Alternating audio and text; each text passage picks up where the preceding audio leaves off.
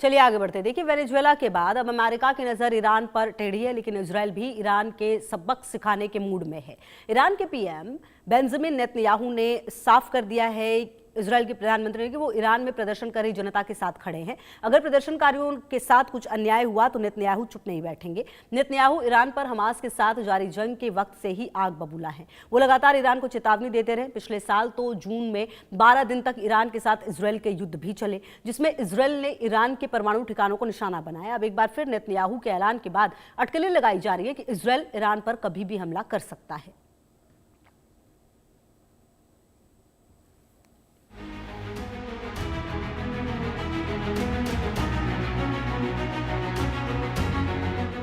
Iran में प्रदर्शन की आग पूरी तरह फैल चुकी है। तमाम शहरों में विरोध प्रदर्शन हिंसक होता जा रहा है। ईरान के सुप्रीम लीडर अयातुल्ला खामनेई को सत्ता से उखाड़ फेंकने के लिए जनता सड़कों पर अपनी आवाज बुलंद कर रही है। खामनेई पूरी तरह बैकफुट पर है, क्योंकि जनता उनकी नीतियों से कतई संतुष्ट नहीं है। साथ ही ईरान की माली हालत इतनी खस्ता हो चुकी है, जिसकी वजह से आवाम को अपने ही निजाम के खिलाफ सड़कों पर उतरना पड़ रहा है। जहां खामनेई को अपने ही घर में अब डर सता रहा है, वो ईरान से रफू चक्कर होने की फिराक में है, तो वहीं अमेरिका और इजराइल ने खामनेई की नाक में दम कर दिया है। खामनेई की रातों की नींद उड़ चुकी है। वेनेजुएला में अपनी सत्ता काबिज करने के बाद ट्रंप ने ईरान को भी सीधे तौर पर धमकी दी है कि अगला नंबर ईरान का हो सकता है, क्योंकि ईरान में प्रदर्शनकारियों का खून बहाया जा रहा है। अब तक प्रदर्शनों में करीब 35 लोगों की मौत हो चुकी है, जबकि सैकड़ों लोग घायल हैं। उधर अमेरिका के साथ इजरायल की नजर भी ईरान पर टेढ़ी है। रविवार को इजरायल के पीएम नेतन्याहू ने साफ कह दिया है कि वो पूरी तरह से ईरान में प्रदर्शनकारियों के साथ खड़े हैं। प्रदर्शनकारियों पर अगर ज्यादती हुई तो ईरान को करारा जवाब मिलेगा। साथ ही नेतन्याहू ने ये भी कहा है कि हाल ही में अमेरिका यात्रा के दौरान उन्होंने ट्रंप के साथ ईरान में मौजूद परमाणु ठिकानों पर बात की है।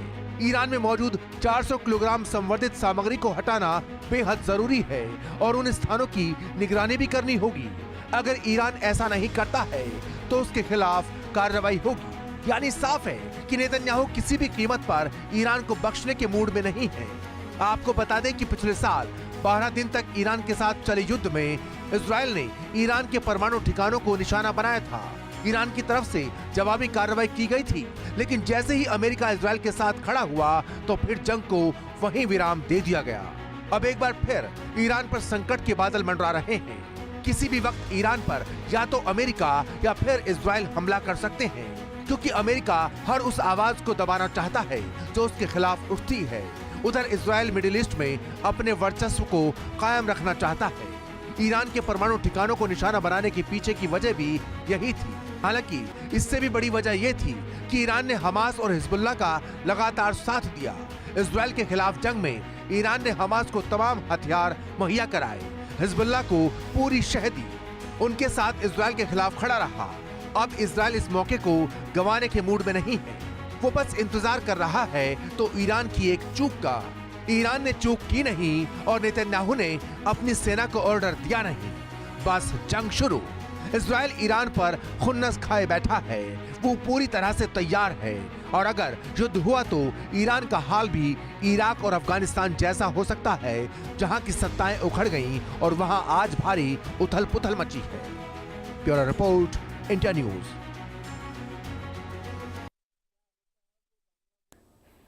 तो देखिए, इजरायल की जो धमकी है वो नजर आई है। आखिरकार आप समझिए इसको कि ईरान में प्रदर्शनकारियों के साथ इजरायल लगातार खड़ा है। प्रदर्शनकारियों के खिलाफ हिंसा बर्दाश्त नहीं होगी, ये बात भी कही गई है। ईरान को करारा जवाब दिया जाएगा। जी हाँ, खamenei की जो तमाम तस्वीरें सामने आई उसको देखते हुए लगातार कहा जा रहा है कि इजरायल अब चुप नहीं बैठेगा।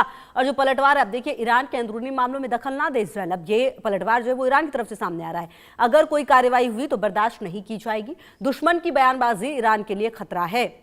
ईरान की तरफ से दुश्मन को करारा जवाब दिया जाएगा। 12 दिवसीय युद्ध से ज्यादा मजबूत जवाब होगा। तो आपको बता दें कि सड़कों पर जो आवाम है वो नजर आ रही है और ऐसे में जगह जगह पर प्रदर्शन जो है होता हुआ और खास करके जेंजी जो है वो प्रदर्शन करे और ऐसे में साथ इजराइल का मिलता हुआ नजर आ रहा है क्योंकि देखिए इजराइल और ईरान के बीच हमेशा से ठनी हुई है क्योंकि जो हमास है हूती हैं तमाम आतंकवादियों को पनाह देने वाला ईरान है और कहीं ना कहीं जो हमला हमास की तरफ से हुआ शुरू इजराइल में वो लगातार जो है इजराइल दोहराता रहा है और ऐसे में नेतन्याहू की तरफ से क्लियर कह दिया गया है कि जो भी हो रहा है वो नज़र में है और ऐसे में अब सवाल ये कि आखिरकार क्या आने वाले दिनों में ईरान में खन्नई की सत्ता जो है वो पलट जाएगी क्योंकि देखिए ईरान हमेशा से ज़मीन निश्चित तौर पर आतंकवादियों के लिए तैयार करता रहा है, चाहे वो हमास हो हूती हो, इस तरह के आतंकवादियों के लिए और कहीं ना कहीं उनकी तरफ से इजराइल को नुकसान भी लगातार पहुँचाया गया और इजराइल जो है वो लगातार ईरान के साथ आपको याद भी होगा कि युद्ध में भी सामने आया था। तो ऐसे में जो स्थितियां हैं वो कहीं से भी ठीक नजर नहीं आ रही। बहरहाल देखना यह है कि आने वाले समय में किस तरह की परिस्थिति ईरान में नजर आएगी।